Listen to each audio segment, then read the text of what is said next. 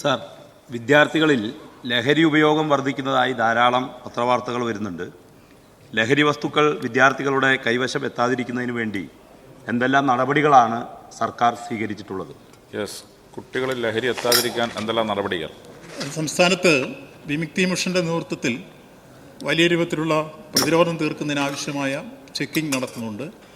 അതോടൊപ്പം തന്നെ ബോധവൽക്കരണ ക്യാമ്പ് നടത്തുന്നുണ്ട്. അതിൽ സാമൂഹ്യനീതി വകുപ്പുമായി യോജിച്ച് ചേർന്ന ചില പ്രവർത്തനങ്ങൾ സംഘടിപ്പിക്കുന്നുണ്ട്.